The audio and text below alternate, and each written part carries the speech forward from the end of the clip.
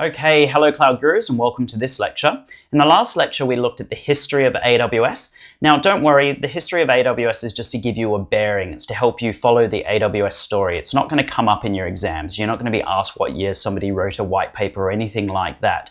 But it does give you a sense of where AWS has not only come from, but where it's also going.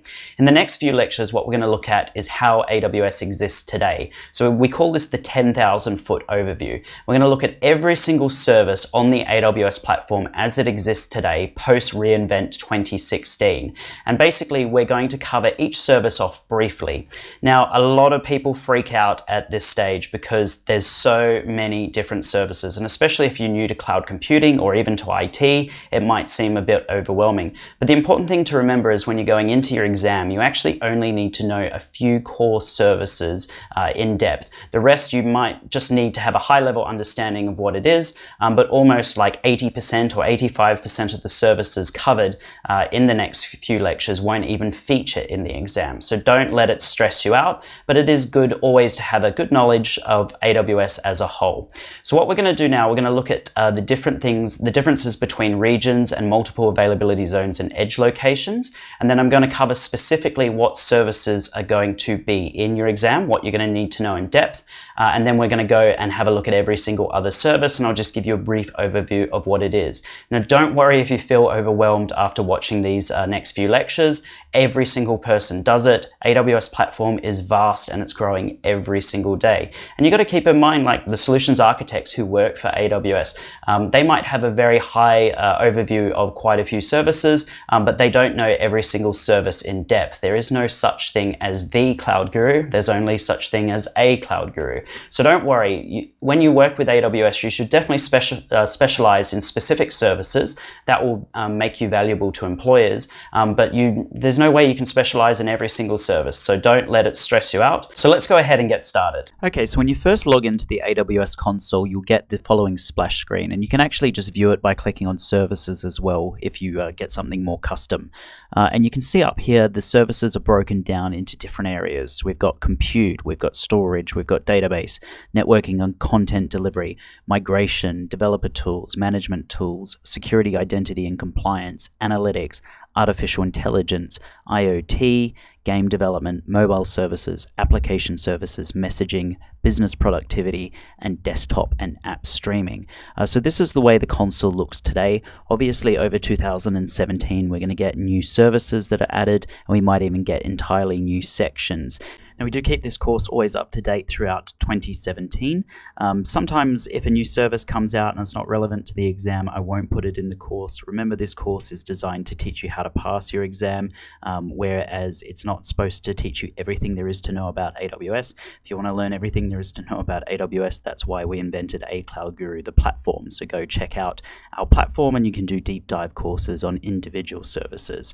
So if your console does look a little bit different, all you need to do is just click on any kind of new service that you're interested in learning. So maybe it's a mobile hub, for example, and you can go ahead and read the splash screen. You can go get started with a new project and the wizards will start guiding you through it. Of course, you can always type into Google, what is mobile hub, etc. So that's the best way to learn. But remember, this course stays very focused on what is going to be covered in the exam so that you don't have to spend hours and hours and hours of endless reading about services you're not going to be quizzed on. Okay, so these are all the services we just saw in the console, and the only additional service is the one at the very bottom, AWS Global Infrastructure, which isn't a service, it's the actual physical infrastructure of Amazon Web Services. We're going to cover that off in the next slide. So there does seem to be an awful lot here, but what's actually relevant to the AWS Certified Solutions Architect Associate exam? Well, actually, it's these services, and these are basically the services that you're going to need to know in order to pass your exam. Your messaging services you're going to need to know. Desktop and app streaming, you're only going to need to know at a very, very high level, specifically around workspaces. And we're going to cover off what that is later on in the course, but you don't really need to focus on that much at all. Security and identity access management, definitely you're going to need to know. Management tools, only as a little bit. Storage, databases, networking and content delivery, compute, and AWS Global Infrastructure is the bread and butter of the exam. So that's where we're really going to focus throughout this course. So let's go ahead and have a look at AWS Global Infrastructure to get started.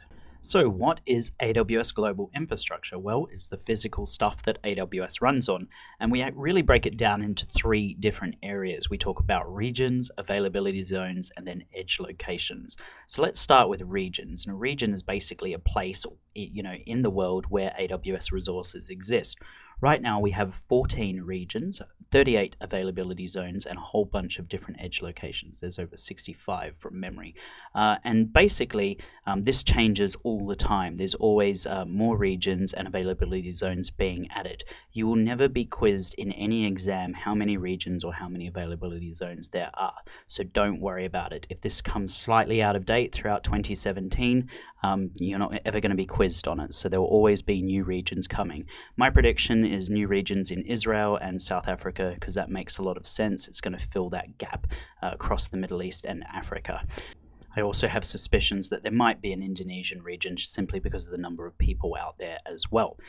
So what is a region and what's an availability zone? Well, a region is a geographical area.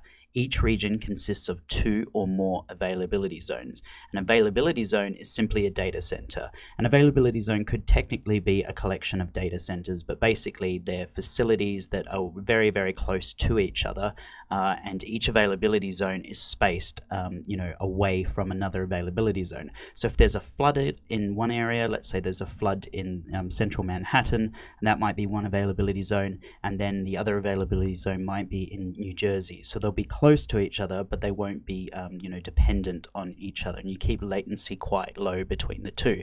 Let's go back to the first slide, and you can see for each region how many availability zones are in each one. So if we have a look at South America, for example, we can see that in that region we've got 3 availability zones.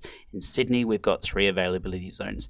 In some regions in the world, such as India or Singapore, we've only got 2 availability zones.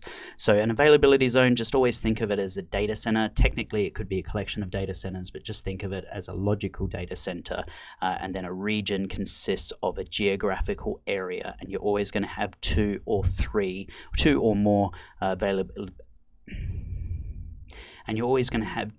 more availability zones in a particular region. So that is it. It's pretty simple. If you just remember a region as a geographical area and a availability zone as basically a data center, you'll be able to fly through the exam. So let's move on to edge locations. So what is an edge location? Well, an edge location is basically a content delivery network endpoint for CloudFront. If you don't know what a content delivery network is, don't worry, we're going to cover that off in the networking section of the course. But basically it's a way to cache or to cache, depending on how you want to pronounce it, your very large media objects in the cloud. So things like video files or pictures, for example. If I was a user in New York and I want to download a video that's hosted, let's say in Australia, on the very first occasion it has to travel all the way across the world to me in New York, and then I have to download it. But the second time somebody in New York accesses it, it would be cached at a edge location in New York. So you'd only have to download it from a local server in New York, and that's basically how content delivery networks work, and we'll go through that in a lot more detail later on in the course. So there are many more edge locations than there are regions. Currently there's over 66 edge locations around the world, and they're adding more edge locations all the time. They've actually added 16 since I last recorded this a year ago. So they do add edge locations as and when demand warrants it. Okay, so let's have a quick look at today's regions. So we'll start with North America.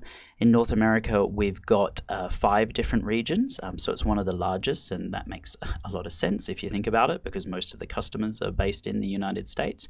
And then we've got a whole bunch of different edge location networks, places like Ashburn, Virginia, Atlanta, Chicago, etc. And these will be updated all the time. Again, you'll never be quizzed on this in the exam for you to identify regions. What you will need to do though is when we start logging into the console is you'll need to choose a region that's nearest to you and start using that region. Some regions don't have services in them. Some regions won't have Lambda in them, for example. So if you are in a region and we're doing a lab and you can't see that particular service in your console, just change your region, and it's very simple to do. I'll show you how to do that later. In South America, we've only got one region currently, but we have 3 availability zones in that region, and then we have a whole bunch of different edge locations. In Europe, Middle East, and Africa, sometimes referred to as EMEA, we have 2 regions currently, which is in Ireland and Frankfurt. I like to work out of the Irish region because I'm based in London, so it makes a lot of sense for me in terms of latency, and the UK region will be coming online in the next 3 or 4 months, so around Q1 or the beginning of Q2 for 2017. And then we have a whole bunch of different edge locations around Europe, including the Netherlands, Berlin, Germany, Poland, Stockholm, etc., etc. You'll notice that currently there is no edge locations in Africa, which I've always found quite interesting, but I'm sure that will change coming into the future. In APAC, we've got 6 different regions currently. Tokyo and Sydney are by far some of the most popular regions right now. Seoul is relatively new. That's in South Korea, as well as Asia Pacific Mumbai region. That's also relatively new. That was launched not too long ago. And a big shout out to all our Indian students out there. You'd be surprised actually, the number 1 students are American, and then it used to be UK students, but now it's actually Indian students. So we have more Indian students than we do have UK students. So it's great having a region in India now, because you've got really low latency when you're accessing your AWS resources. In terms of edge locations, we've got it in India, we've got Hong Kong, we've got Japan, we've got Korea, we've got Australia, basically everywhere in APAC apart from New Zealand, but hopefully that will be coming soon for all our New Zealand colleagues. And a big shout out to those people who work for Xero out in New Zealand. Okay, so we've covered off AWS Global Infrastructure. It's very simple to remember. It's just regions. A region is a geographical area. There are availability zones. Think of an availability zone as a data center, although it can comprise of multiple data centers in availability zone, but each availability zone is isolated from another one. So if there's a flood in one, it won't necessarily affect the other, but you still have very low latency between the 2 or 3, or however many availability zones you have in a region. And then we have edge locations, and edge locations are basically points of presence for CloudFront. Now, let's move on to the services, and we'll start with network and content delivery. So, VPC, what is a VPC? VPC stands for Virtual Private Cloud, and just like we were talking about an availability zone being a physical data center, I want you to think of VPCs as a virtual data center. So you have a VPC in all the different regions around the world, and basically it's just a virtual data center where you're going to deploy your assets. You can have multiple VPCs per region, and you can even basically connect one VPC up to another. VPCs are such an important part of the exam. I cannot stress this enough, and we have 1.5 hours worth of content just on VPCs alone. And in order for you to successfully pass your exam, you're going to need to know how to build a VPC from memory. But don't worry, it is actually pretty simple. You just need the practice. There's nothing like getting your hands dirty when learning AWS, and the key to passing all the associate exams is to have a really good understanding of VPCs. So we'll come back to that later on in the course. It is quite an advanced topic. We're going to start off relatively easy. We're going to start off with identity access management first, because it's a pretty simple service, and we'll move on to VPCs later on in the course. Next of all, we have Route 53. Route 53 is Amazon's DNS service. So what do I mean by DNS service? Well, if you think about when you look somebody's name up in a phone book, basically you look up their surname to get their telephone number. DNS services work exactly the same way. So when you're looking up google.com, or you're looking up aws.com, or you're looking up acloud.guru, what you're actually looking up is the IP address for that computer, the public IP address. And that's what DNS is. So Route 53 is Amazon's DNS service, and you can actually register domain names through Route 53. We're going to look at Route 53 in quite a bit of detail later on in the course. And the reason it's called Route 53, by the way, is 53 is the DNS port.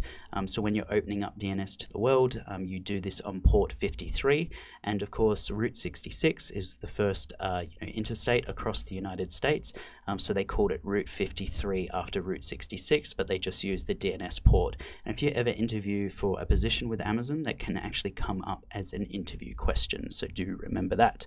Moving on to CloudFront. Now CloudFront used to be in the storage section of AWS, but they moved it over to networking and content delivery now.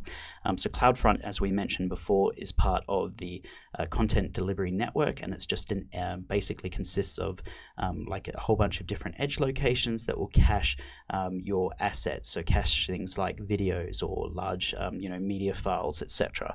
We're going to look at CloudFront in actually the storage section of the course, but it is covered under the networking and content delivery section in the console.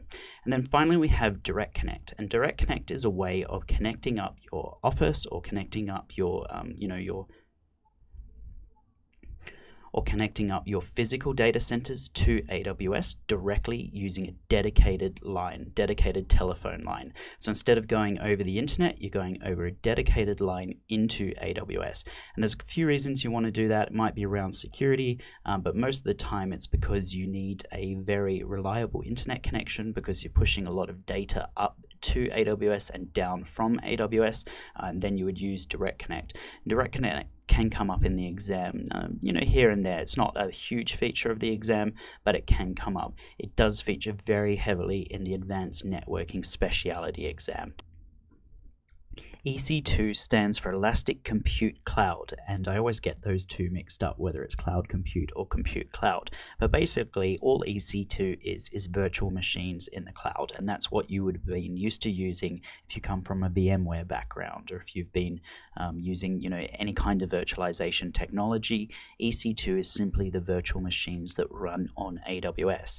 EC2 Container Services is basically a highly scalable, high-performance container management service that supports Docker containers, and it basically allows you to run applications on a managed cluster of Amazon EC2 instances, so basically on virtual machines, and it eliminates the need for you to install, operate, and scale your own cluster management infrastructure. Guess what? EC2 Container Services is not going to come up in the exam whatsoever. If you do want to learn about running Docker and using EC2 Container Services, sometimes referred to as ECS, on AWS, we do have an entire course on it, but it is not an exam related topic. Elastic Beanstalk, this is a great service. Basically, if you don't know anything about AWS and you want to deploy your code up into Amazon Web Services, you can actually just upload it to Elastic Beanstalk. Elastic Beanstalk will then have a look at your code, so it might be a PHP MySQL application, for example, and then it will go out and provision all the underlying infrastructure underneath it. Elastic Beanstalk comes up quite a bit in the developer exam. It doesn't come up too much in the solutions architecture exam, apart from knowing, basically just knowing what it is. Moving on to Lambda. Now, Lambda was announced at reInvent in 2014. It is basically one of the most revolutionary services of cloud computing.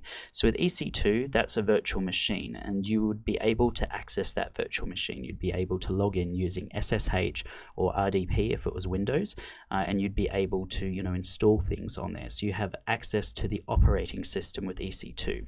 Lambda is what we call serverless. So you don't actually go into the operating system. You don't do anything with the underlying host at all. What you do is you upload your code, and your code will then respond to events. And we will cover off Lambda in this course. It's still not in the exams. I still can't believe it because it is such a cornerstone of AWS. But I will go into Lambda in a little bit of detail in this course. I'll show you how to build out a skill using Amazon Echo, and that uses Lambda. And basically what you use Lambda for most commonly, in terms of what we would use it as consumers, is every time you speak to an Amazon Echo, or every time you speak to Alexa, you're actually speaking to Lambda. Lambda is speaking back at you, and it still blows my mind when you think about that. But Lambda is a very, very important topic in AWS. It does not yet feature at all in the exams. I expect that to change relatively quickly though, so you should at least have a very high level understanding of what Lambda is. And if you do want to learn more about Lambda, we have an entire in-depth course on it run by Ryan Brown. Moving on to Lightsail. Lightsail basically is a brand new service at reInvent 2016. It's basically out of the box cloud, so if you want a WordPress site or a Joomla site, for example, Lightsail will deploy that for you automatically. You then go in and customize it. It is such a new service that doesn't feature in the exam, and it's basically for people who don't know how to use AWS. Okay, so I don't want this lecture to go over 20 minutes, so that's it for this lecture, guys. You've been really patient. Go make yourself a tea or a coffee, have a break, and come back, and we will go on to the very next services. If you have any questions, please let me know. If not, feel free to move on to the next lecture. Thank you.